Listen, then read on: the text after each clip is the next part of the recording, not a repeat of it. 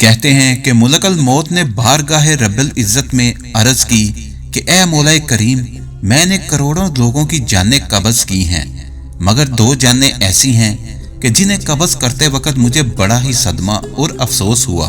راز T V کی video میں خوش آمدید۔ اگر آپ نے ہمارے چینل کو ابھی تک سبسکرائب نہیں کیا تو کر لیجئے۔ میں نے تیرے حکم کی تکمیل ضرور کی، مگر نہایت ہی دکھ کے ساتھ، اور وہ 2، ایک ماں اور ایک بیٹا تھا۔ واقعہ کچھ اس طرح ہے کہ ایک جہاز غرق ہو گیا تھا اور ایک عورت اپنے شیرخوار بچے کے ساتھ ایک تختے کا سہارا لینے میں کامیاب ہو گئی۔ تختہ دریا میں بہہ رہا تھا اور ماں اور بیٹا اس پر سوار تھے۔ اللہ کا حکم ہوا اور میں نے اللہ کے حکم سے اس ماں کی جان جو کہ تختے پر تھی نکال لی۔ میرے لیے پریشان کن بات یہ تھی کہ ماں مر چکی ہے، اب بچے کا کیا حشر ہوگا؟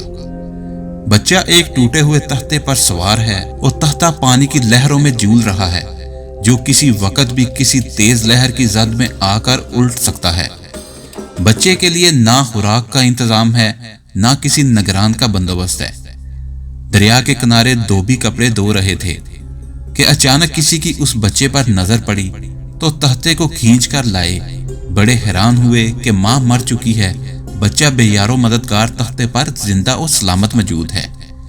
وہ لوگ اس بچے کو اپنے سردار کے پاس لے گئے۔ سردار بیچارہ بے اولاد تھا۔ سردار خوبصورت بچہ دیکھ کر اس پر اس کا دل آ گیا اور سردار نے بچے کو اپنی نگرانی میں لے کر اپنا بیٹا بنا لیا۔ یہ بچہ 8-9 سال کی عمر کا تھا کہ اپنے ساتھی بچوں کے ساتھ کھیل رہا تھا۔ اتنے میں ایک بادشاہ کی سواری کا ادھر سے گزرنے کا وقت ہوا۔ سب لوگ ادھر ادھر بھاگ گئے، مگر یہ بچہ سڑک پر اکیلا کھڑا رہا۔ بادشاہ کی سواری گزر گئی، اس کے پیچھے اس کا عملہ پیدل آ رہا تھا۔ ان میں سے ایک سپاہی کو راستے میں سے سرمے کی ایک پڑیا مل گئی۔ اتفاق سے اس بچے کی نظر بہت کمزور تھی اور سرمے کی اسے بہت ضرورت بھی تھی، لہذا اس نے وہ سرما بحفاظت اپنے پاس رکھ لیا۔ آنکھوں میں لگانے سے پہلے اسے خیال آیا کہ یہ سرما کوئی تکلیف نہ پہنچائے، لگانے سے پہلے کسی دوسرے شخص پر آزما لینا چاہیے۔ قریب ہی وہ بچہ کھڑا تھا، اس نے اس بچے پر آزمانا چاہا۔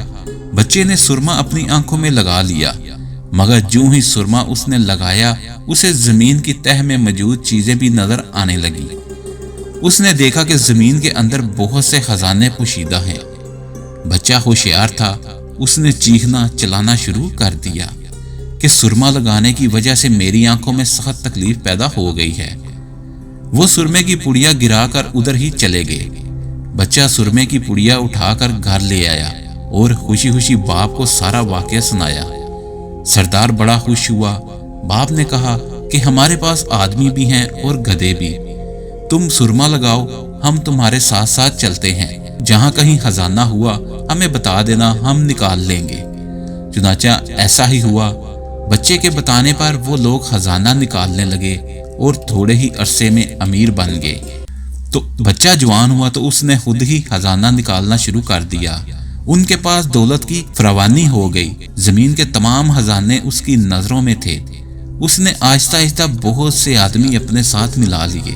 اس کے بعد اس نے ان تمام سرداروں کو ادھر ادھر کر دیا اور خود سردار بن گیا۔ آخر نوبت یہاں تک پہنچی کہ اس نے بادشاہ کے ساتھ بھی ٹکر لے لی اور اسے مغلوب کر کے خود بادشاہ بن گیا۔ اس بچے کا نام شداد تھا اور یہ وہی بچہ تھا جس کی ماں تختے پر ہی مر گئی تھی اور یہ اکیلا دریا کی لہروں کے ساتھ بہہ رہا تھا۔ کہتے ہیں کہ جب یہ برسر اقتدار آیا تو اس نے حکم دیا کہ ایک ایسا کمال درجے کا شہر آباد کیا جائے جس کی ایک اینٹ سونے کی اور دوسری اینٹ چاندی کی ہو۔ اس میں ایک عالی شان باغ ہو جس میں دنیا کی ہر چیز میسر ہو، اور وہ شہر ہر لحاظ سے مکمل ہو گیا تو شداد نے ارادہ کیا کہ جا کر اس شہر کا نظارہ کیا جائے۔ چنانچہ وہ شہر کو دیکھنے نکلا۔ ابھی وہ دروازے تک ہی پہنچا تھا کہ ملک الموت کو حکم ہوا اور اس نے وہیں اس کی روح قبض کر لی۔ اسے اتنا موقع بھی نہ دیا کہ اپنے بے مثال باغ کو ایک نظر دیکھ سکے۔ ملک الموت نے کہا کہ اے مولا کریم، اس شخص کی روح قبض کرتے وقت بھی مجھے نہایت ہی صدمہ پہنچا۔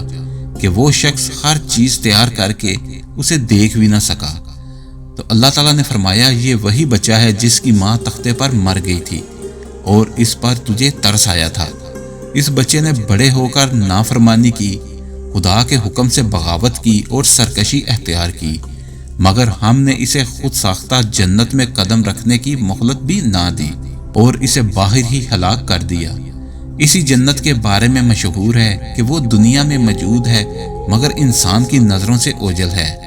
امیر معاویہ رضی اللہ عنہ کے زمانے میں ایک صحابی رضی اللہ عنہ کا اونٹ گم ہو گیا تھا۔ وہ اونٹ کی تلاش میں کہیں اس علاقے میں جا نکلا تو اللہ تعالیٰ نے اسے وہ سب کچھ دکھایا تھا۔ وہ صحابی وہاں کی کوئی نشانی بھی ساتھ لایا نہیں۔ اس صحابی نے یہ واقعہ امیر معاویہ رضی اللہ عنہ کے پاس بیان کیا۔ انہوں نے کافی تلاش کرایا مگر کسی کو وہ جنت نہیں ملی اور اسے اللہ تعالیٰ نے پوشیدہ کر دیا۔ اگر آپ کو ہماری ویڈیو اچھی لگی ہے تو اس کو لائک اور شیئر کریں اور ہمارے چینل کو سبسکرائب کرنا نہ بھولیے۔ شکریہ۔